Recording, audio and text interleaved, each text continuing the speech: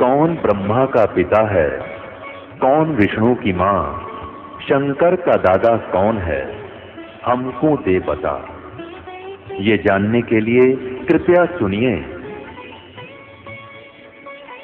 जगत गुरु तत्वदर्शी संत रामपाल जी महाराज के अमृत वचन सर्व पवित्र धर्मों के पवित्र शास्त्रों के आधार पर।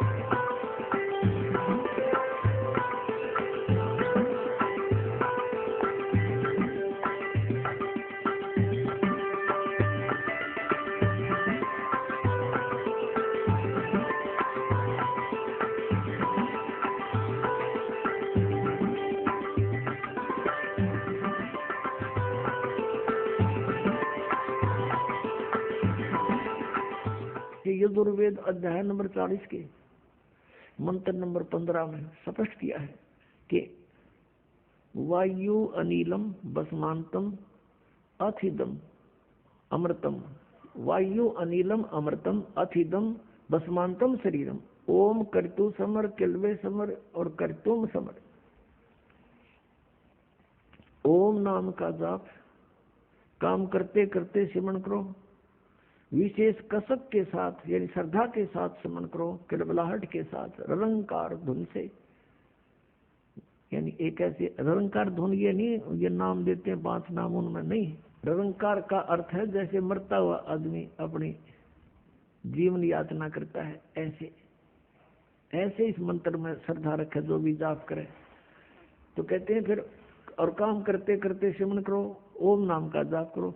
ऋषियों ने ये जान लिया कि ओम इज द मंत्र ऑफ कंप्लीट गॉड।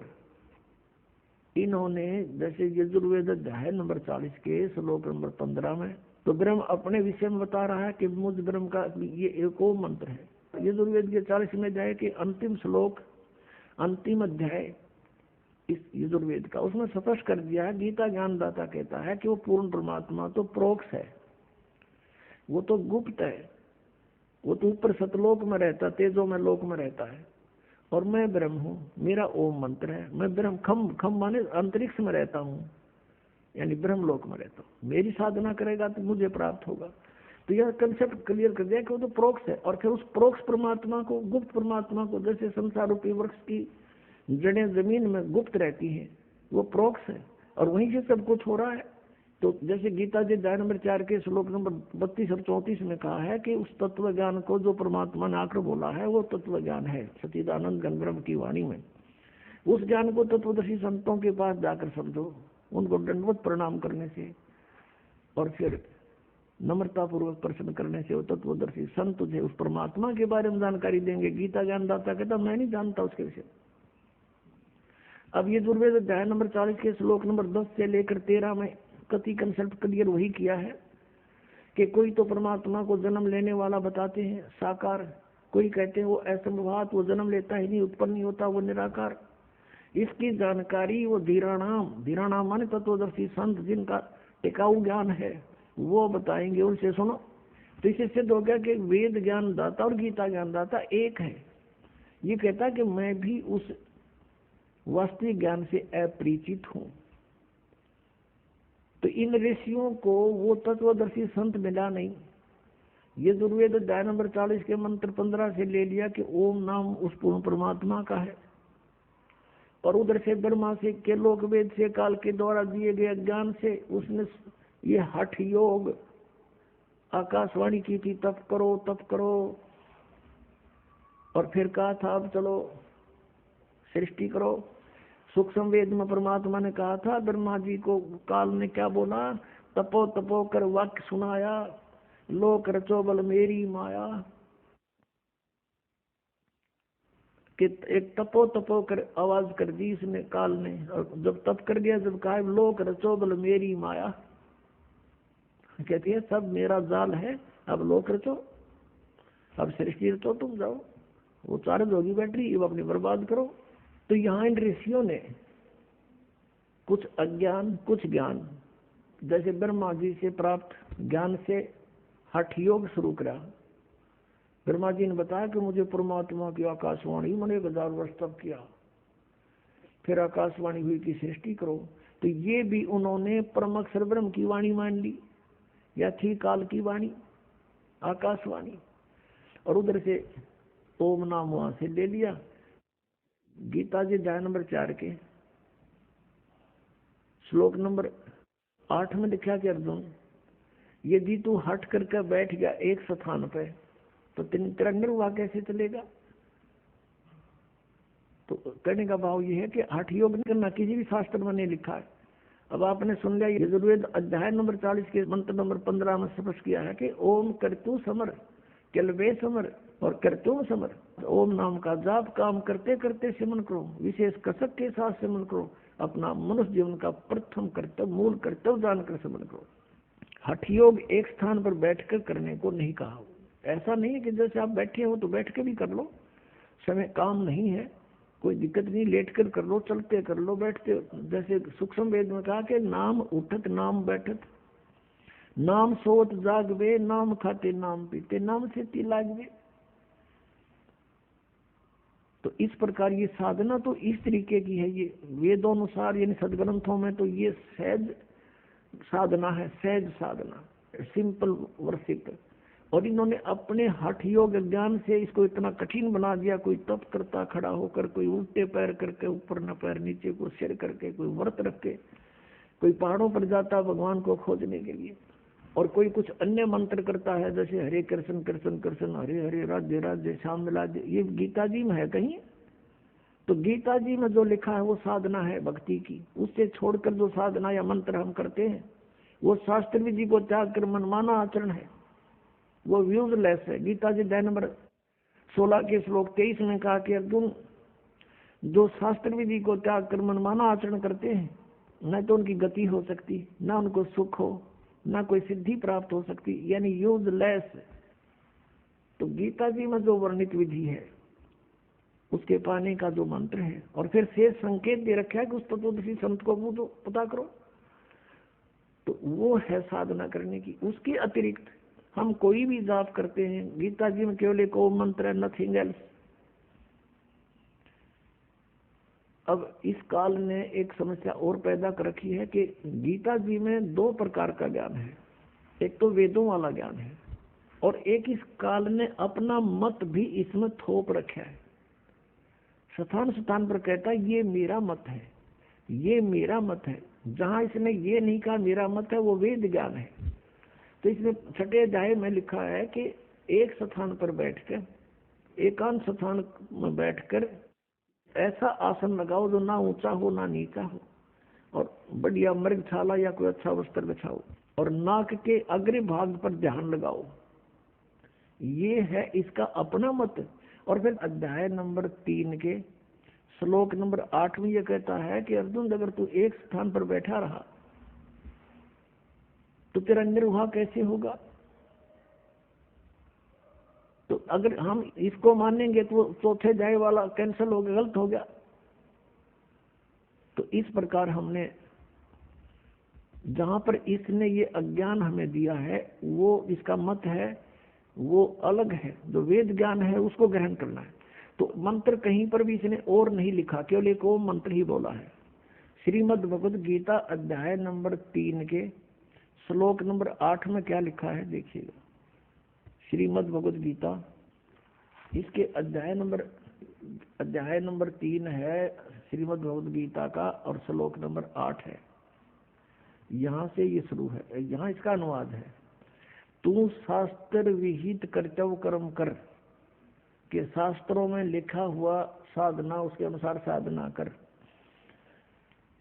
क्योंकि कर्मों के न करने की अपेक्षा कर्म करना, कर्म ना करना यानी एकांत स्थान पर बैठ कर हठ योग करना की अपेक्षा कर्म करना ही श्रेष्ठ है।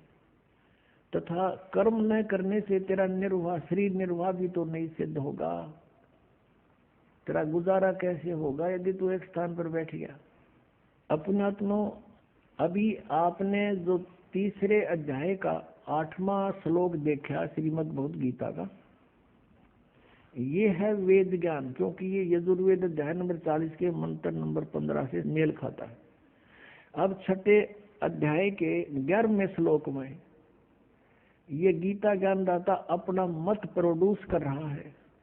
यहाँ ये कहता है कि एकांत स्थान खोज के और उसके ऊपर वो घना ऊंचा भी ना हो, एक आसन लगाओ, मृग छाल बिछाओ और नाक के आगे देखते रहो, बस ये साधना बता रहा। ये इसका अपना मत है, ये हमने नहीं मानना, क्योंकि जो वेद ज्ञान है वो सत्य है और वेद ज्ञान जो है गॉड गिवन है, प्रभु दत्त है। कबीर परमात्मा ने इस काल के अंतःकरण में फीड कर दिया था इसके कंप्यूटर में, और फिर वहां से निर्धारित समय भर दिया था। उसके बाद अपने आप, जैसे 9 महीने के बाद बच्चा अपने आप बाहर आता है, कोई वश नहीं चलता किसी का, ऐसे ही 5 वेद बाहर आ गए इसके सांसों के द्वारा बाहर आ गए।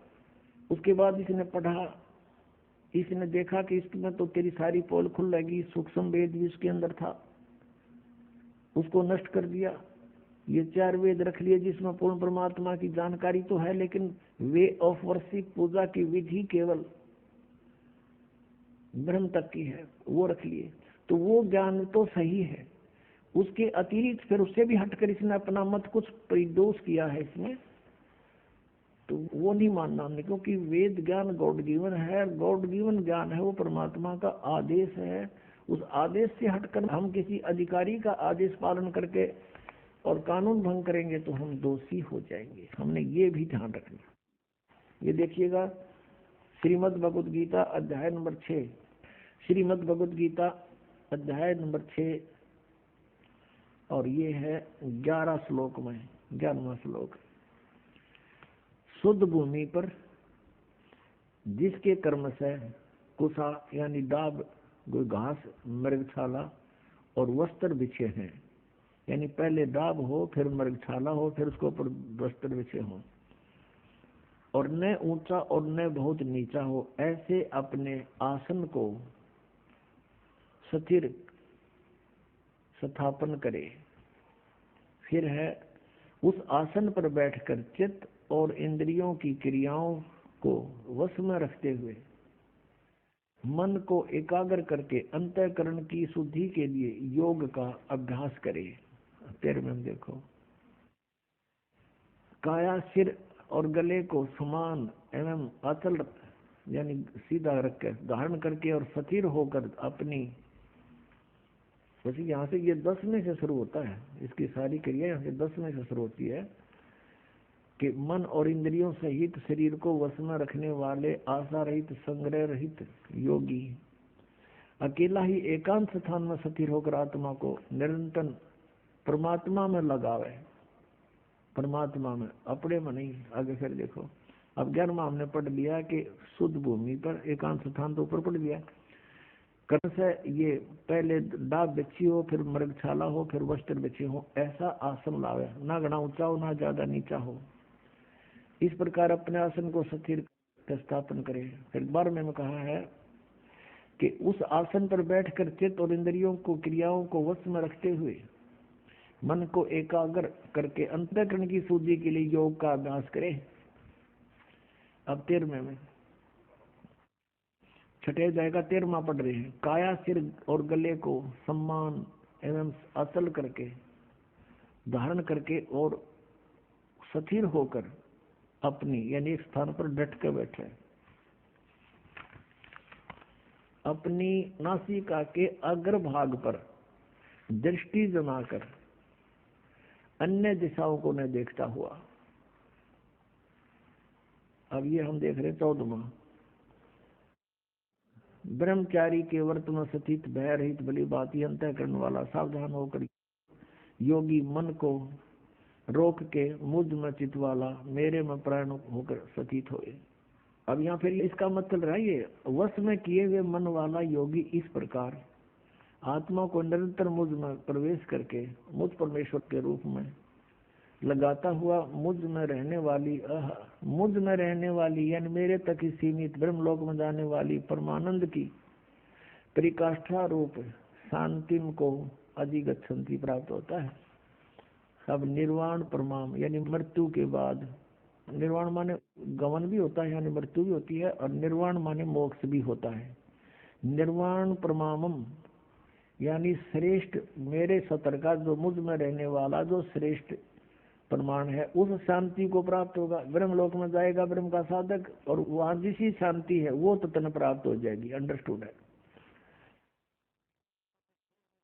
छठे अध्याय के 16वें श्लोक में फिर ये भी कहा कि अर्जुन यह योग न तो बहुत खाने वाले का और न बिल्कुल न खाने वाले का। बहुत खाना तो ये है पेट दड़ी पक्का खा ले लड़ाई टूटे भक्ति हो को ना, और बिल्कुल न खाना व्रत रखना। व्रत रखना भी गीता में मना है, और ये व्रत रखवाओ एकादशी का, ये कहाँ से लाए। और न बहुत सहन करने वाले सोने वाले का, और न अधिक जागने वाले का सिद्ध होता है। यानी अब ये साधना भी जो इसने बताई है काल भगवान ने ब्रह्म ने, इसने अपने सतर का ज्ञान भी दिया है कि इस प्रकार करो, और इससे मेरे से मिलने वाली जो शांति है उसको प्राप्त हो सकते हो। और ब्रह्म से जिसी शांति मिला पता ही है, ब्रह्मलोक में गए वहां से फिर जन्म मृत्यु में जैसे चुनक ऋषि की चल रही है ये क्रिया, उसके लिए बताया जा रहा है। तो ये छठे अध्याय का है, ये 10 से लेकर और अभी आपने 15 तक पढ़ा, 16 तक पढ़ा। 16वें में तो ये भी कंसेप्ट क्लियर कर दिया है कि व्रत रखना भी व्रत है, और ये एकादशी का व्रत तो बहुत महत्वपूर्ण कर बताते। तो ये लोक वेद है, दंत कथा है, इनकी वेद शास्त्र विधि रहित ज्ञान है, उसके करने से कुछ भी लाभ नहीं होगा। गीता जी अध्याय नंबर 16 के श्लोक नंबर 23 के अनुसार। अब हम फिर उसी प्रसंग पर आते हैं कि जैसे तीसरे अध्याय के 8वें श्लोक में गीता ज्ञानदाता कहता है यदि तू एक स्थान पर बैठ गया, ये तो वेद ज्ञान है, और काम छोड़ दिया, तेने कर्म करेगा नहीं तो तेरा निर्वाह कैसे होगा, ये तो सही है। और यहाँ इसने बताया छठे अध्याय के अंदर 10 से लेकर 15 तक ये बताया कि इस प्रकार करने से और मुझ से मिलने वाली जो शांति व तन पता जैसी मिलेगी ब्रह्मलोक प्राप्त होगा, वो प्राप्त हो सकती है। तो ये इसका मत है। हमने इसके मत को स्वीकार नहीं करना जो सूक्ष्म वेद में लिखा है, और उसके वही जो का जो गीता में मिलता है वो सही क्लियर ज्ञान है, स्पष्ट ज्ञान। अब हम आते हैं उसी प्रसंग पर कि वेदों में कहीं पर भी ये 2.5 घंटे सुबह 2.5 घंटे शाम बैठकर साधना करने का विधान नहीं, और न ही परमात्मा प्राप्त महापुरुषों की वाणी में जिन्होंने भगवान पाया, जिनमें कौन कौन है, आदरणीय धर्मदास साहिब जी, आदरणीय मलुकदास साहिब जी, आदरणीय नानक साहिब जी, आदरणीय दादू साहिब जी, आदरणीय गरीबदास साहिब जी, गांव छुड़ानी जिला झज्जर हरियाणा वाले, और आदरणीय घीसा दास साहिब जी, गांव खेकड़ा जिला मेरठ वाले, उत्तर प्रदेश वाले। इन महापुरुषों की वाणी, इनकी क्रियाएं, इनका जीवन देखिएगा आप। ये सभी काम करते थे, गृहस्थी थे, बाल बच्चेदार थे, अपना जो भी जिसका जैसा व्यवसाय था उस काम के करते करते भक्ति किया करते थे, और वैसा ही विधान वो बताकर हमें चले गए। हम अब उसी प्रसंग पर आते हैं 7वें अध्याय के 18वें श्लोक में, जो गीता ज्ञानदाता कहता है कि मेरी साधना करने वाले जो मेरी भक्ति करते हैं वो मेरे वाली ही अनुत्तम गति में सचित है, इसी में रह गए, ये पार नहीं हुए। तो एक चुनक ऋषि था, इसने वेदों को पढ़ा और ब्रह्मा जी या अन्य ऋषियों से कुछ ज्ञान जो इसने ग्रहण किया, उससे तो हठ योग और ओम नाम का जाप, ये वेदों अनुसार ब्रह्म का काल की पूजा कर ली। तो इन दोनों को करते हुए ये क्या करते हैं, पहले बैठते हैं, ओम नाम का जाप शुरू करते हैं, उच्चारण करते करते फिर धीरे धीरे ये अंतर्मुखी होने लग जाते हैं, हठ योग करते रहते हैं साथ में। हठ योग करते हैं तो इनकी अंदर जो हमारे शरीर में चैनल बने हुए, चैनल जैसे टीवी में होते हैं, मूल कमल, ये गणेश जी का चैनल है। उसके लोक में जो कुछ भी क्रियाएं हो रही हैं उसको हम अपनी बॉडी में बने इस चैनल पर देख सकते हैं, जिसका ये चैनल ऑन हो गया। और दूसरा स्वाद चक्र है, उसमें सावित्री ब्रह्मा जी का चैनल है, उसके लोक का जो भी कार्यक्रम हो रहा है इसमें हम देख सकते हैं। फिर नाभि कमल है, नाभि कमल में विष्णु और लक्ष्मी जी के लोक की क्रियाएं इस नाभि कमल रूपी चैनल में आप देख सकते हैं, वहां के हो रहा है। जिसकी दृष्टि आत्मा इसमें पहुंच गई उसमें वो वहां देख सकता है, दूरबीन इसकी वहां लग गई है। हृदय कमल में दोनों सतनों के बीच में यहाँ हृदय कमल है, बैक में, रीढ़ की हड्डी के अंदर की तरफ, बैक बोन के अंदर की तरफ। तो वहां पर भगवान शिव और पार्वती का ये चैनल है, कमल है, और उनके लोक में जो कुछ भी होता है वो इसमें देखा जा सकता है। और कंठ कमल में यहाँ पीछे की साइड में दुर्गा जी का यानी देवी का स्थान है, उसके लोक में जो कुछ भी क्रियाएं होती है यहाँ आप कंठ कमल में देख सकते हैं। और सहस्रार कमल के अंदर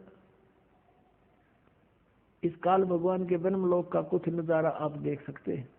तो इन ऋषियों का क्या होता था, ये पूर्व जन्म के भी संस्कारी होते हैं और वो ही परमात्मा की प्राप्ति के लिए प्रयत्न करते हैं। जैसे आप जी अब ये सत भक्ति कर रहे हो और पार ना हुए तो आप जी को ये पहले स्वर्ग में ले जाएगा, महास्वर्ग में देगा स्थान इन मंत्रों के आधार से, इनकी कमाई से। फिर पृथ्वी पर आपको छोड़ देगा, फिर यहाँ भी आपका मन नहीं लगेगा क्योंकि आपने ऊपर बहुत अच्छे सुख देखे हुए। उनकी खोज करने चलता है तो उसको बताया जाता है कि परमात्मा ही दे सकता है, भगवान पाने से ही लाभ होता है। उसके लिए फिर वही साधक प्रयत्न करते हैं और उनकी पिछले पुनों से कोई ना कोई चैनल ऑन हो ही जाता है। अब जैसे आप इन चैनलों के मंत्र जाप करते हो, ये चैनल आपके ऑन हो चुके हैं, लेकिन आपने ये देखने नहीं है। देखने से फिर क्या होगा, आपकी जो भक्ति वो व्यर्थ होनी शुरू हो जाएगी। जैसे हमने किसी से कर्जा लेना है, वो कर्जा उसको चुकाने की बजाय उसके कमरे में जाकर बैठ जाए और चार्ज लेता रहे, हमारे से क्या फायदा हुआ वहां का जाने का, वो कर्जा और बढ़ जाएगा हमारा। तो आप जब यहाँ रह जाओगे तो फिर आपको पूरा मिलेगा, सारा काल सब कुछ देगा आपको, जैसा कर्म है वो देगा एज इट इज। तो उस आधार से उनकी उस पिछले संस्कारों से कोई ना कोई चैनल ऑन हो जाता है, कमल खुल जाता है उनका, उसमें वो देखते रहते हैं, ऊपर के नज़ारे देखते रहते हैं। जैसे आप फिल्म देखने जाते हो सिनेमा हॉल में और 3 घंटे ऐसे जाते जैसे 3 मिनट। अब बताओ कैसा 3 घंटे, अब बैठ कर देखो कितना इंतजार करो किसी बस की, 3 मिनट भी भाड़ा हो जाती है। आप सिमरण करने लगते हो, मन इधर उधर भागता है, वो देख जब सारे काम याद दिला देगा आपके, सारे कार्य वो कर ले, वो नहीं किया, वो रह गया। एक 5 मिनट भी ढंग से नहीं सेट होता, लेकिन हो जाएगा, अभ्यास से हो जाएगा। ये ना सोचना कि होगा नहीं, लेकिन एक उदाहरण बता रहे। और फिर ये ऐसे बैठकर 1000 वर्ष कैसे बैठा दे इनको, 100 वर्ष बैठे रहिए। तो वो ऐसे बैठते थे, यहाँ से हटकर उसका अंतर्मुखी बोलते हैं, अंतर्मुखी हो गए, वहां देखकर सिनेमा इस शरीर में, उससे इनके अंदर सिद्धियां आ जाती हैं। ओम नाम के जाप से ये ब्रह्मलोक के अधिकारी बन जाते हैं। और यहाँ का विधान है इस भगवान काल के लोक का कि जैसे कर्म कोई करेगा वैसा ही फल मिलेगा, पुण्य भी मिलेंगे, पाप भी मिलेंगे, दोनों आपको भोगने पड़ेंगे, इसमें कोई परिवर्तन नहीं हो सकता। केवल परम अक्षर ब्रह्म पूर्ण परमात्मा सतपुरुष कबीर साहब की सत भक्ति सतनाम से करके 2 अक्षर के नाम दे हम अपने पापों का नाश कर सकते हैं। और वो परमात्मा हमारे प्रारब्ध के सब बैड अकाउंट को नाश करके नया लिख देता है। और कोई भी उस परमात्मा के अतिरिक्त कोई भी प्रभु जिनको हम प्रभु मानते हैं, सर्वपुरुष अक्षर पुरुष, श्री ब्रह्मा रजगुण, श्री विष्णु सतगुण और श्री शिव जी तमगुण, ये भी परिवर्तन नहीं कर सकते। तो स्वयं कहते हैं हम तो नियमित कार्य करते हैं, जिसका जैसा वर्क है वैसा ही उसका वर्क दंड देते हैं। अब फिर यहाँ प्रसंग आ रहा है कि हम इस तरह की साधना करते रहे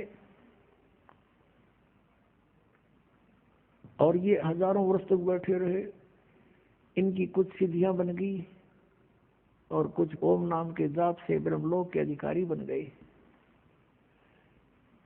और इसने स्पष्ट किया है कि 7वें अध्याय के 24 और 25 श्लोक में कि अर्जुन, ये मूर्ख जन समुदाय मुझे कृष्ण मान रहा है। I am not Krishna. ये मुझ अव्यक्त को व्यक्तम आपनम मनन्ते, ये मुझ अव्यक्त को, अव्यक्त माने मैं गुप्त रहता हूँ, अपनी योग माया से छुपा रहता हूँ, मैं किसी के सामने कभी नहीं आता। ये मेरा घटिया विधान है, अटल घटिया अनुतम।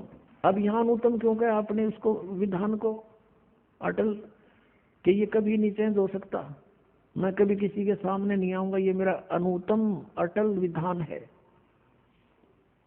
अब एक भगवान है, पिता है, और सामने नहीं आ रहा, बच्चे भटक रहे हैं, ढूंढ रहे हैं, तो वो कैसा होगा फिर? उसमें कोई दोष है इसलिए छुपा बैठा वो? नहीं तो सामने आता। जैसे हमारे भगवान आते हैं, कबीर साहब 120 वर्ष बनारस में रहकर चले गए, जब चाहे किसी के पास प्रकट होकर उसको ज्ञान से परिपूर्ण करते हैं, उसका उद्धार करते हैं। ये हमारे परमात्मा समक्ष आते हैं, उसको हम भगवान नहीं मानते क्योंकि अज्ञान बना दिया हमारे अंदर के परमात्मा निराकार है। हम इस आधार से उस भगवान को नहीं पहचान पाए थे अभी तक। अब इस तत्व ज्ञान के प्रकाश में हम भगवान को पहचानेंगे और यथार्थ भक्ति मार्ग को जानेंगे। अब प्रश्न चल रहा है कि वो शौनक ऋषि जैसे जो महापुरुष थे, उन्होंने हठ योग किया और इसने ये कसम खाई है, प्रतिज्ञा कर रखी है 7वें अध्याय के 24-25 में कि मैं कभी भी किसी के समक्ष नहीं आऊंगा। और ये मुझे कृष्ण मान रहे हैं, मुझ अव्यक्त को व्यक्ति आपनम मनन्ते, ये मुझे इस व्यक्ति रूप में मान रहे, श्री कृष्ण रूप में। अब श्री कृष्ण में होगा कि मैं व्यक्ति नहीं हूँ, तो ये तो बात सच्ची थोड़ी, तो स्पष्ट करें व्यक्ति रूप में। वो बोल रहा है श्री कृष्ण में और मैं छुपा रहता हूँ अपनी योग माया से। और श्री कृष्ण जी तो प्रगट है, वो छुपा कहाँ है? तो इस प्रकार ये सब गुप्त कार्य करता है। गीता जी अध्याय नंबर 4 के श्लोक नंबर 8 और 9 में ये कहता है, मेरे और तेरे बहुत दिन हो चुके, तू नहीं जानता मैं जानता हूँ, और मेरे कर्म और जन्म अलौकिक है। इसके कर्म ऐसे अलौकिक हैं, ये समझ आता नहीं, किसी में प्रवेश करके जो बोलना है करना है वो कर देता है। जैसे श्री विष्णु पुराण में आपने देखा, बहुत बार दिखाया दास ने, कि एक बार सुर और असुरों का, राक्षसों का और देवताओं का युद्ध हो गया। देवता हार गए। देवताओं ने फिर जाकर समुद्र के किनारे तपस्या करी, तो स्तुति करी, तो कहते हैं भगवान विष्णु प्रकट हो गए। ये काल ऐसे करता है, श्री विष्णु रूप में प्रकट हो गया, अपने वास्तविक रूप में कभी सामने नहीं आता।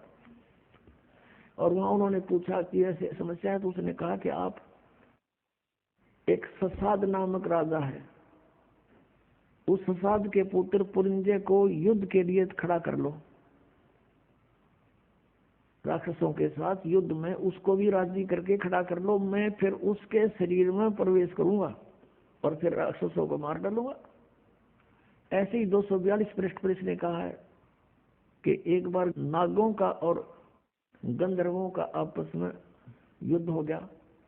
गंधर्वों ने नागों को हरा दिया, उनके सब बहुमूल्य लाल मणि ले गए। तब उन नागों ने, यानी नागवंशी व्यक्तियों ने स्तुति की, भगवान विष्णु प्रकट हुए। उसने कहा कि उस मानधाता के पौत्र पुरकुत्स को तैयार करो युद्ध के लिए, और मैं उसमें प्रवेश करके सब इनको मार डालूंगा, गंधर्वों को। ऐसा ही किया। तो ऐसे ये इसे कहता है मेरे जन्म और कर्म अलौकिक हैं। अब यहाँ ये कहता है कि 7वें अध्याय के 24-25वें श्लोक में गीता जी में कि मेरे को ये नहीं समझ पा रहे, मैंने प्रतिज्ञा कर रखी है, मेरा अटल घटिया नियम है, अनुत्तम नियम है कि मैं कभी किसी के समक्ष अपने वास्तविक रूप में नहीं आता, अपनी योग माया से छुपा रहता हूँ, गुप्त रहता हूँ। तो पुण्यात्माओं, अब इन ऋषियों ने हठ योग किया, हजारों वर्ष तक साधना की। अब इसने कहा कि अब जैसे गीता जी अध्याय नंबर 11 के श्लोक नंबर 47-48 में कंसेप्ट क्लियर कर दिया गीता ज्ञानदाता। कि मेरा ये है वो रूप, स्वरूप, विराट रूप जो मैं तुझे दिखा रहा हूँ। ये है मेरा काल रूप, ओरिजिनल रूप, ओरिजिनल बॉडी। और ये तेरे से अतिरिक्त पहले कभी किसी ने नहीं देखा। और न ही मेरी प्राप्ति यानी मेरे दर्शन, इस रूप के दर्शन, मेरे दर्शन, न वेदों में वर्णित विधि से, न कोई जप से, न किसी तप से, न किसी क्रियाओं से, न यज्ञ से मेरे दर्शन, मेरी प्राप्ति नहीं हो सकती, मेरे इस रूप के दर्शन नहीं हो सकते। अपने आत्माओं कंसेप्ट क्लियर हो गया कि वेदों में वर्णित विधि से भगवान प्राप्ति नहीं हो सकती। यही कारण रहा कि इन्होंने वेदों के आधार से साधनाएं की, ओम नाम का जाप और हठ योग और ये किए सारे, इनसे परमात्मा के दर्शन तो हुए नहीं। इन्होंने समाधि दशा में देखा, किसी ने तो कहा मुझे केवल प्रकाश दिखाई देता, वो सहस्रार कमल में चले गए। और किसी ने कहा कि समाधि दशा में मुझे ब्रह्मा जी के दर्शन हुए। कोई कहता मुझे विष्णु जी के रूप में दर्शन हुए, ये पूर्ण परमात्मा है। कोई कहता मुझे शिव जी के दर्शन हुए, यही समर्थ शक्ति है। ये काल ऐसा छल करता है, अपने ओरिजिनल रूप में किसी को दर्शन नहीं देता। ये किसी का अन्य का रूप बना लेता, जैसे अपने तीनों पुत्रों में से किसी का भी रूप बना करके समाधि दशा में दर्शन दे देता है और उसको कह देता तथास्तु। वो ये सोचता है कि ये खड़ा हो यहाँ तो जा अपना धंधा लग गए, नाड़ बैठे रहेंगे सारे, कैसी बात बनेगी। इसलिए वो अपने वास्तविक रूप में दर्शन ना दे करके इनको भ्रमित कर देता है। तो वो साधक ये सोच लेता है कि मैंने समाधि दशा में श्री विष्णु जी को देखा, ये समर्थ शक्ति है। और इन्होंने कहा है उस समाधि दशा में, समाधि के अंदर कि मैं सर्वशक्तिमान हूँ मैं। तो ये सोच लेते हैं ये काल का पुत्र विष्णु ही सर्वशक्तिमान है, और उसको जाकर डंडोरा पीट देते हैं, उसके विषय में डंडोरा पीट देते हैं, मुनादी कर देते हैं कि ये पूर्ण परमात्मा है, ये छुपाए हुए अपने आप को। इससे श्री विष्णु जी को भ्रम हो गया कि मैं ही शायद परमात्मा हूँ, क्योंकि सब कहने लगे। और जिनको ब्रह्मा जी के रूप में दर्शन दिया, उन्होंने कहा कि ब्रह्मा जी सर्वशक्तिमान है, ये समर्थ है, मैंने समाधि में इनके दर्शन हुए हैं। तो उन्होंने ब्रह्मा जी की डंडोरा की मुनादी कर दी कि ये समर्थ शक्ति है। और जिसको शिव जी के रूप में दर्शन दिए, उसने उनके बारे में कह दिया कि ये समर्थ शक्ति है और ये सर्वेश्वर है, ये काल के पुत्र। और ये करता खेल सारे, ये काल है, ब्रह्म है, सरपुरुष है, ये इनके रूपों में आकर दर्शन दे देता है। जैसे ब्रह्मा और विष्णु जी का इसी कारण से झगड़ा हो गया। ब्रह्मा जी को भ्रम हो गया मैं सृष्टि उत्पत्ति करता हूँ, विष्णु जी को भ्रम हो गया कि ब्रह्मा तो मेरी नाभि कमल में प्रकट हुआ है तो मेरा पुत्र है। इस बात पर झगड़ा हो गया। वो कहे मैं तेरा बाप, वो कहे मैं तेरा बाप। विष्णु कहे ब्रह्मा जी को मैं तेरा बाप, ब्रह्मा जी कहता मैं तेरा बाप, मैं सारी सृष्टि का पिता हूँ, जगत पिता हूँ, उत्पत्ति करता हूँ। तो उस समय इस काल भगवान ने इनके बीच में एक स्तंभ खड़ा कर दिया, पिलर, जिसको शिवलिंग बोलते हैं। तेजो में शिवलिंग, लिंग माने स्तंभ। वो खड़ा, ये फिर झगड़ा करना भूल गए। हम लंबा चैप्टर ना करते, इसको संक्षेप में कहते हैं। तो वहां पर ये अपने पुत्र शिव जी के रूप में आ गया वहां पर, और दुर्गा को लिया ये पार्वती रूप में। और फिर इनको उपदेश देने लगा कि तुमने अपने आप को भगवान मान लिया, बहुत बड़ी गलती की है। यू आर नॉट गॉड, तुम ईश नहीं हो। तो इस प्रकार ये इसने प्रतिज्ञा कर रखी है कि मैं अपने वास्तविक रूप में कभी किसी के सामने नहीं आऊंगा, अपनी योग माया से छुपा रहता हूँ। अपने ओरिजिनल रूप के ऊपर इसने और दूसरा रूप धारण करके आके खड़ा हो गया। तो ऐसे इन ऋषियों ने जो साधनाएं की, हठ योग किए, टुणक जैसे ऋषियों ने, परमात्मा मिला नहीं। किसी को प्रकाश रूप में दिखाई देगा। इन्होंने फिर ये बता दिया कि परमात्मा निराकार है, परमात्मा निराकार है, उसका समाधि दशा में केवल प्रकाश देखा जाता है। अब इनको कोई पूछे, बूढ़ी आत्माओं को, कोई ये कहे कि हमने सूर्य का प्रकाश देखा और सूर्य निराकार है, तो बताओ कोई अकल है उसमें? अब जैसे आप यहाँ शेड के अंदर बैठे हो, आपको बाहर प्रकाश दिखाई देता है, तो आपने किसी को बता दिया कि सूर्य का प्रकाश दिखाई देता, बाहर रोशनी बहुत है, और वो अंधा सुन रहा हो कोई। अब उस अंधे ने उस आंखों वालों से इतना तो सुन लिया कि परमात्मा का प्रकाश दिखाई दे रहा है, फिर वो आगे अंधों में ही लग गया प्रवचन कर। कहते सूर्य का मैंने प्रकाश देख लिया, मेरी आंखें आ गई हैं। तो वो अंधे पूछते हैं तो सूर्य कैसा है? वो कहता सूर्य तो निराकार है, दिखाई थोड़ा देता है।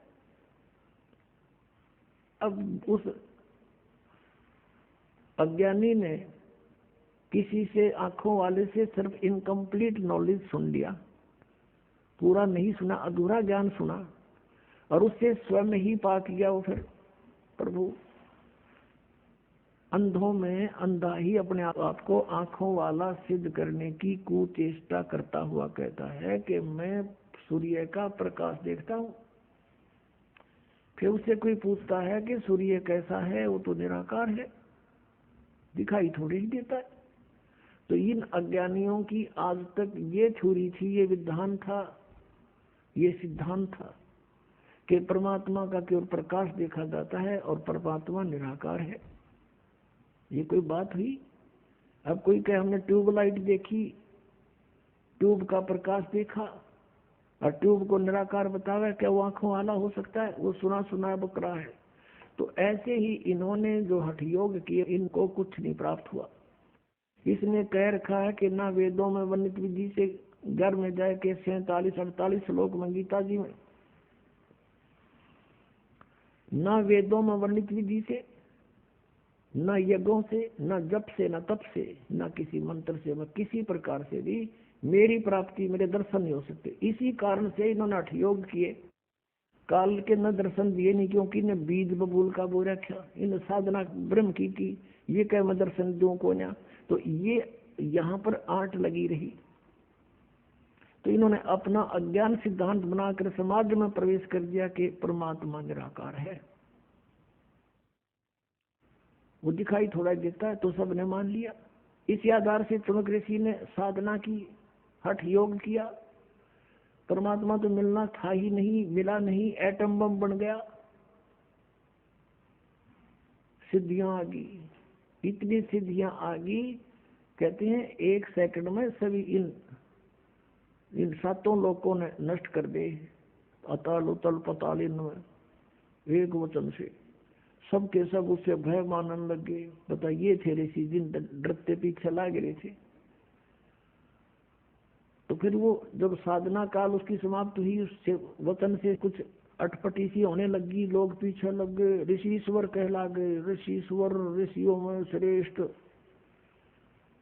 एक समय एक मानदाता नाम का चक्रवर्ती राजा था, पूरी पृथ्वी पर शासन था उसका, पूरी पृथ्वी का शासक था। और ये क्या करते हैं, कुछ वर्षों के बाद एक जांच करते हैं अपने शासन की, कि कहीं किसी मेरे अधीन राजा ने मेरी पराधीनता अस्वीकार तो नहीं कर दी है। घोड़ा छोड़ दिया जाता था जो राजा का पर्सनल औरस होता था, निजी घोड़ा राजा का, उसके ऊपर व्यक्ति कोई नहीं बैठता था। उसके गले में एक पंपलेट टांग देते थे, एक इश्तेहार लगा दिया जाता था, और उस पर लिख दिया जाता था कि जिस भी राजा को चक्रवर्ती राजा मानदाता चक्रवर्ती की पराधीनता अस्वीकार हो, वो इस घोड़े को बांध ले और युद्ध के लिए तैयार हो जा। राजा के पास 72 अक्षौणी सेना है, उसकी डिटेल लिख दी जाती थी कि ताकि खाम का कोई आग में हाथ ना दे बैठे, उसको पहले बता दें कि राजा के पास इतनी सेना भी है। तो वो पूरी पृथ्वी पर घोड़ा घूमे, और साथ में हजारों की संख्या में सैनिक उसके साथ थे, घूमे आए। किसी ने घोड़े को नहीं पकड़ा, यानी पूरी पृथ्वी पर सभी ने उसकी पराधीनता स्वीकार थी। जब वो जा रहे थे तब भी चुनक ऋषि ने देखे कि घोड़े पर कोई भी निसवार है और बाकी सब घोड़े पर बैठे हैं, क्या कारण है। वापस जब आए, ऋषि से रहा नहीं गया, उसने कारण जाना कि इस घोड़े पर क्यों नहीं बैठा भाई कोई भी, क्या बात है। तब उसको बताया गया कि ये राजा मानधाता चक्रवर्ती का घोड़ा है, इस पर किसी को अलाउड नहीं बैठने का। और इसके गले में जो पंपलेट लिखा है, इसमें लिखा है ऐसे ऐसे, और ये पूरी पृथ्वी पर घूम रहा है। किसी ने भी राजा के साथ युद्ध करने की चेष्टा नहीं की, किसी की हिम्मत नहीं बनी। अब चुनकेसी ने कहा कि क्या तुम्हारे चक्रवर्ती राजा मानधाता का किसी ने युद्ध नहीं स्वीकार किया? तो सैनिक तो होते ही हैं, ये कुबोल भी होता है एक आधा, दो सिपाही होते हैं। उसने कहा कि है किसी में हिम्मत, उसकी जाड़ फोड़ दें हम, हमारे राजा के पास बेहतर सोनी सेना है। तो इस बात से ऋषि ने सोचा कि राजा में तो अभिमान हो गया और इसका अभिमान सेट करना चाहिए। उसके लिए चुनक ऋषि ने कहा कि भाई यदि मैं इस घोड़े को बांध लूं तो क्या हो? तब वो सैनिक कहने लगे कि अभी बताया था आपको क्या होगा कि राजा का युद्ध करना पड़ेगा। तो उसने कहा चुनक ऋषि ने कि मैंने राजा का युद्ध स्वीकार कर लिया। अब वो सैनिक कहने लगे रे कंगले, तेरे दाने खाने को नहीं, और युद्ध करेगा तो मानदाता चक्रवर्ती राजा के साथ, अपनी माला जप ले चुपचाप, क्यों तेरी सहमत आई है। तो चुनक ऋषि ने कहा कि भी कोई बात नहीं, मेरे भाग्य में ऐसा ही होगा, मैंने युद्ध स्वीकार कर लिया और बांध दो घोड़ा मेरे वर्ष के साथ में। अब वो तो तैयार बैठे थे, उन्होंने बांध दिया घोड़ा, जाकर बता दिया राजा को कि आपका युद्ध चुनक ऋषि ने स्वीकार कर लिया।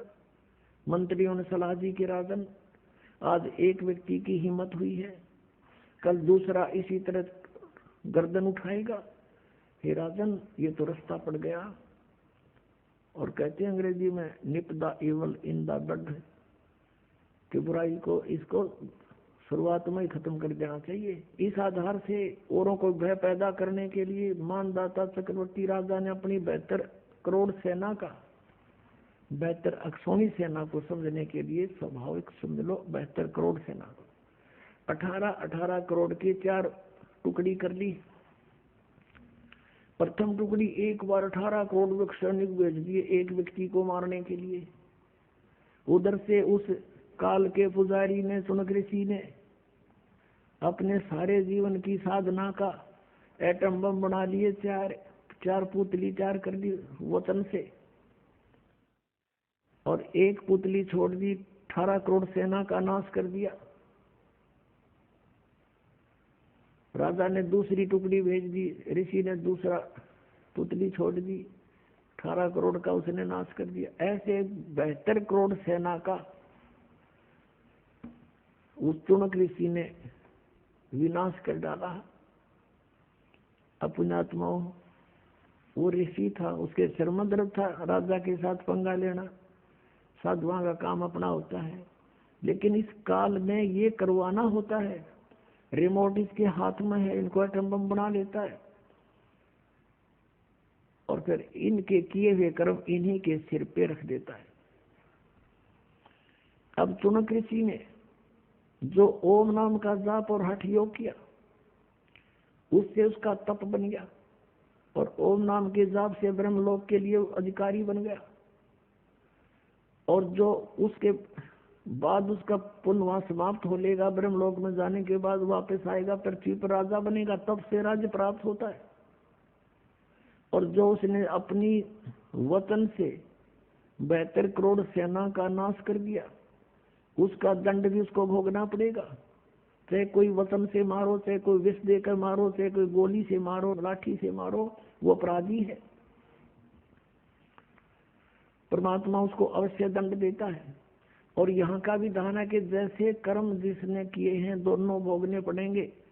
आपके दोनों अकाउंट ओपन हैं, बुरे अलग डिपॉजिट होते हैं और अच्छे अलग जमा होते हैं, और दोनों भोगने पड़ेंगे। जब ये ऋषि अपने सब पुण्यों का नाश कर लेगा और राज्य भी भोग लेगा, उसके बाद ये कुत्ते की योनि में जाएगा, इसके सिर में कीड़े पड़ेंगे और फिर ये सिर मारता फिरा करेगा। एक साधु और उसका शिष्य जा रहे थे, रास्ते में एक मछियारा मछली पकड़ रहा था और जाल भर के बाहर डाल देता था, तरफ तरफ के मर रही थी। उस शिष्य ने पूछा, हे गुरुदेव, इस अपराधी प्राणी को क्या दंड मिलेगा? गुरु जी चुप रहे कि आजा बेटा, फिर कभी बताऊंगा। 4-5 वर्ष के बाद गुरु शिष्य दोनों कहीं से गुजर रहे थे। वहां एक हाथी का बच्चा उछल कूद मचाता हुआ और 2 पेड़ों के बीच में फंस गया। वो बिल्कुल निकट निकट थे। उसमें से ऐसे झटकम पटकम होकर बाहर निकलने की खूब चेष्टा करते हुए उसकी सारी खाल छुल गई और किसी भी तरह वो बाहर अवश्य आ गया, लेकिन उसमें कीड़े पड़ गए उसके जख्म में, और वो पड़ा पड़ा चिल्ला रहा है और करोड़ों कीड़े उसको खा रहे हैं, नोच रहे हैं मोटे मोटे। तब शिष्य ने पूछा कि हे गुरुदेव, इस प्राणी को कौन सा दंड भोगने को मिल रहा है? उसने गुरु ने मुंह खोला कि बेटा, आपको याद होगा एक समय एक मछियारा मछली पकड़ रहा था। कहाँ गुरुदेव, आपने प्रश्न किया था इसको क्या सजा मिलेगी? कहाँ गुरुदेव, कि ये वही मछियारा है, ये हाथी का बच्चा, और जितनी मछलियां आज इसके मांस को खा रहे हैं, नोच रहे हैं, ये कीड़े बनकर। तो पुण्यात्मा, श्रीमद् भगवद गीता अध्याय नंबर 7 के श्लोक नंबर 29 में कहा है कि जो तत्ब्रह्म से और पूरे अध्यात्म ज्ञान से और सभी कर्मों से परिचित है, वो व्यक्ति केवल जरा और मन से ही छूटने का प्रयत्न करता है। तो ये अखिल कर्म, ये सारे कर्म ऐसे समझने पड़ेंगे अपने। परमात्मा ने लिखा है कि तुमने उस दरगाह का मैल नहीं देखा और धर्मराज के तिल तिल का लेखा। आज तुम गलतियां करते हो, रिश्वत लेते हो, किसी के साथ 100 मिलावट करते हो, डाके मारते हो, चोरी करते हो, एक एक तिल का हिसाब होगा वहां पर। तुमने उसका पता नहीं, इसलिए तुम विष खा रहे हो। अब फिर हम वही आते हैं कि 7वें अध्याय के 18वें श्लोक में गीता ज्ञानदाता ने अपनी गति को अनुत्तम क्यों कहा, अश्रेष्ठ क्यों कहा, घटिया क्यों कहा, बैड क्यों कहा? अब इसलिए कहा कि ना तो परमात्मा प्राप्ति हो सकती, पूर्ण मोक्ष नहीं होता, जन्म मृत्यु समाप्त नहीं होती। गीता ज्ञानदाता कहता मेरे भी जन्म मृत्यु होते हैं अर्जुन, तेरे भी होते हैं। यानी वो शाश्वत स्थान ब्रह्म साधना से प्राप्त नहीं होता, जहां जाने के बाद साधक ब्रह्म शांति को प्राप्त होता है। गीता के अध्याय नंबर 18 के श्लोक नंबर 62 में जिसके विषय में कहा कि अर्जुन तू सर्वभाव से उस परमेश्वर की शरण में जा, उसकी कृपा से तू परम शांति को, सनातन परम धाम को प्राप्त होगा। फिर 15वें अध्याय के 1 से 4 में कहा है कि तत्वदर्शी संत के मिलने के उपरांत परमेश्वर के उस परम पद की खोज करनी चाहिए, जहां जाने के बाद साधक फिर लौटकर कभी संसार में नहीं आते, केवल उसी की भक्ति करो। गीता ज्ञानदाता स्पष्ट करता है। और अपने विषय में 4थे अध्याय के 5 से लेकर 9 तक और दूसरे अध्याय के 12 में 10वें अध्याय के 2 में कहता है कि अर्जुन तेरे मेरे बहुत जन्म हो चुके, तो नहीं जानता मैं जानता हूँ, मेरे जन्म और कर्म अलौकिक है। और मेरा ओम नाम है 8वें अध्याय के 13वें श्लोक में। ओम नाम के जाप से जो मिलने वाली गति मेरी सबसे उत्तम गति है, श्रेष्ठ गति है, परम गति है मेरी। और वो गति कहाँ है? ब्रह्मलोक में जाना। ब्रह्मलोक में गए हुए प्राणी फिर पुनर्वृत्ति में आते हैं। इसलिए 7वें अध्याय के 18वें श्लोक में कहा कि ज्ञानी आत्मा है तो अच्छी, इनको परमात्मा पाने के लिए न समर्पण कर दिया, हजारों वर्षों तक अपने शरीर को नष्ट होने की परवाह भी ना करते हुए भक्ति करते रहे, लेकिन इनको वो मार्ग नहीं मिला जिससे पूर्ण मोक्ष हो सकता है। ये मेरे वाली अनुत्तम अश्रेष्ठ घटिया गति में ही सचित रहे। और यहाँ परमेश्वर ने कहा है कि 72 अक्षौणी खा गया वो चुनक ऋषि सुवर एक, दे धारे जोरा फिर ये सभी काल के भेख। 72 अक्षौणी खा गया वो चुनक ऋषि सुवर एक ही, ब्रह्म का पुजारी, काल का पुजारी, ऋषियों में श्रेष्ठ उसके ये कर्म, और दे धारे जोरा फिर ये सभी काल के भेख। फिर कहा कि दुर्वासा को पे तहा समझने आई नीच, और 56 करोड़ यादव कटे मची रुद्र की कीच। अब इस उदाहरण को देंगे तो बहुत लंबा समय व्यतीत हो जाएगा। सत्संग का समय पूरा हुआ, फिर सुनाएंगे इस विशेष प्रकरण को। तो पुण्यात्माओं, आपका सौभाग्य है कि आपको सत्संग मिल रहा है। आपका सौभाग्य कि आपको इस समय जन्म है जब ये भगवान ने बैन उठा दिया कि सब पार हो जाओगे जो सतनाम ये 2 अक्षर का प्राप्त करके, और आपकी कई पीढ़ी तक का उद्धार होगा। अब ये सत्कर मान लेना। बोलो सतगुरुदेव।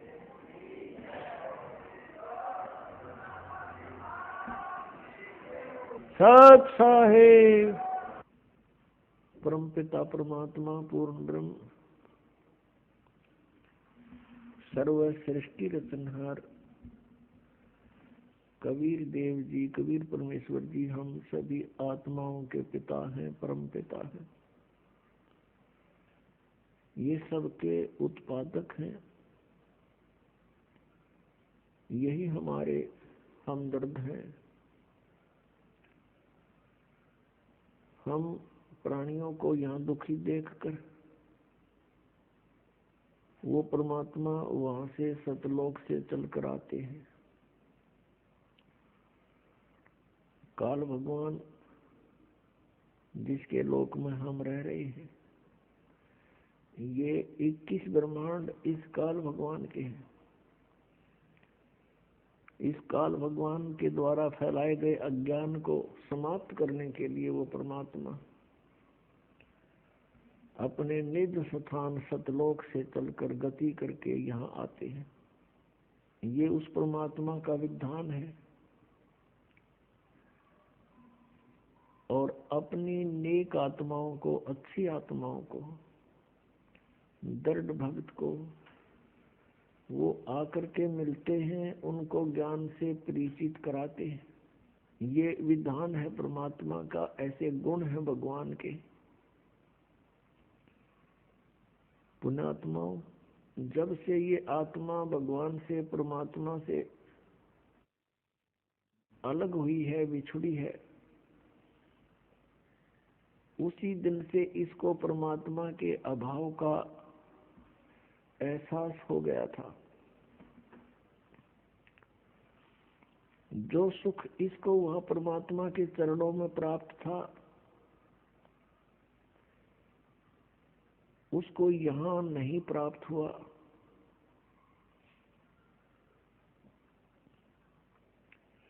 उसकी खोज में ये इधर उधर भटक रही है उसी दिन से। इसका कोई विकल्प इसको मिल नहीं रहा। इस कारण से इसने इस झूठे सुख को ही सुख मान लिया। इस काल भगवान ने हमें यहाँ उलझाए रखने के लिए हम एक दूसरे से जोड़ दिए। अपने ही रॉ मटेरियल से हम संतानोत्पत्ति करते हैं। उन्हीं को हम अपना मानकर उन्हीं में आसक्त रहते हैं। टाइम पास हो जाता है और ना जाने कब किसकी मृत्यु हो जाती है। छोटे छोटे बच्चे होते हैं, पिता की मृत्यु होगी, कोई और कमाने वाला नहीं। हाहाकार मचा हुआ है। जो लड़की उसकी ब्याही थी, उसका अब कोई वारिस नहीं। छोटे छोटे बच्चे, उनको कौन पाले और पोसे। जब तक हम ठीक रहते हैं तो हम इसको सुख मान रहे हैं। जब तक हमारे ऊपर कोई आपत्ति नहीं आती तो हम इसको सुख मान रहे हैं। और जिस समय ये आपत्ति आती है, फिर हम डकरा डकरा के रोते हैं। कार कोठियों को हम सुख मानते हैं, अधिक संपत्ति को हम सुख मानते हैं। तो हमने यही विकल्प मान लिया यहाँ कि यही सुख है। लेकिन आत्मा फिर भी संतुष्ट नहीं है। राजाओं ने राज त्याग दिए कि ये सुख ठीक नहीं, उनको अच्छा नहीं लगा वो। उन्होंने फिर परमात्मा, वो सुख कहाँ ढूंढना चाहा? जंगल में, वन में। क्योंकि परमात्मा मिलने से ही सर्व सुख प्राणी को होता है। तो जब से ये आत्मा भगवान से, परमात्मा कबीर देव जी से, सत्य पुरुष जी से विछुड़ी है, उसी दिन से उसकी खोज कर रही है। इस काल भगवान को डर लगा रहता है कि कहीं इन जीवों को परमात्मा का ज्ञान ना हो जाए। यदि इनको परमात्मा का ज्ञान हो गया, ये सभी यहाँ से भाग जाएंगे। यहाँ किसी की रुचि नहीं रहेगी। और इस काल भगवान को एक साप लगा हुआ है 1,00,000 मानव शरीरधारी प्राणियों का नित आहार करने का, जिसके लिए इसने हम सबको यहाँ पाल रखा है, रोक रखा है और बलपूर्वक हमसे सब क्रियाएं करा रहा है। परमेश्वर स्वयं आते हैं इस काल के द्वारा फैलाए गए अज्ञान को समाप्त करने के लिए। तब तक हम इतने अनजान बना दिए जाते हैं अज्ञानी ऋषि महर्षि संतों के द्वारा, गुरुओं के द्वारा, जो काल से प्रेरित काल के दूत बनकर आते हैं, कि हम परमात्मा को पहचान भी नहीं सकते, क्योंकि परमात्मा का विधान बदल दिया जाता है। परमात्मा पाने की विधि को सारा उल्टा करा दिया जाता है, जिस कारण से परमात्मा से मिलने वाले लाभ प्राणी को नहीं मिलते और धीरे धीरे ये नास्तिकता की ओर अग्रसर हो जाता है। वो दयालु परमात्मा फिर दया बख्शते हैं, अपने सतलोक को त्याग कर यहाँ आते हैं। अब ये जो समागम आज प्रारंभ हुआ है 7 दिवसीय, ये उस शुभ दिन के उपलक्ष्य में मनाया जा रहा है कि परमात्मा सत्य पुरुष अकाल मूर्त वो शब्द स्वरूपी राम परम अक्षर ब्रह्म यानी कबीर देव जी अपने सतलोक से चलकर आए थे और गांव छुड़ानी जिला झज्जर हरियाणा प्रांत भारत में आदरणीय गरीबदास साहिब जी को, जो 10 वर्ष के बच्चे थे उस समय, उनको उनके खेतों में जंगल में मिले थे, जहां गरीबदास साहिब जी गौवें चरा रहे थे। उनके साथ और भी बहुत से गवाले थे, पाली थे, कुछ बड़ी आयु के भी थे, कुछ छोटी आयु के थे। गरीबदास जी सबसे छोटी आयु के थे। तो वहां परमात्मा सतलोक से चलकर आए एक साधु रूप में, एक जिंदा महात्मा के रूप में आकर के वहां उपस्थित हुए। थोड़ी सी दूरी पर वह सतलोक से आकर नीचे पृथ्वी पर उतरे। वहां से पैदल चलकर आ रहे थे। 10 वर्षीय गरीबदास जी, साथ में अन्य जितने पाली थे 8, 7, 10 पाली और थे, कई सैकड़ों की संख्या में गौवें रखा करते थे। वो खाना खा रहे थे, सभी बच्चे और पाली, सभी गवाले खाना खा रहे थे। फाल्गुन उत्तरते की फाल्गुन सुधी द्वादशी सन 1727 को वो परमात्मा आकर के वहां खड़े हुए, उनके पास विराजमान हुए, उपस्थित हुए। तो ग्वालों ने पूछा कि महाराज जी, हे महात्मा जी, आओ भोजन खा लो। वो भोजन खा रहे थे। परमात्मा ने कहा भी भोजन तो मैं खा के आया हूं। फिर जैसे प्रसंग चलता है, पूछते हैं कहां से आए हो, कौन सा आपका गांव है। परमेश्वर ने कहा कि मेरा गांव सतलोक है और मैं वहां अपने गांव से खाना खा के आया हूं।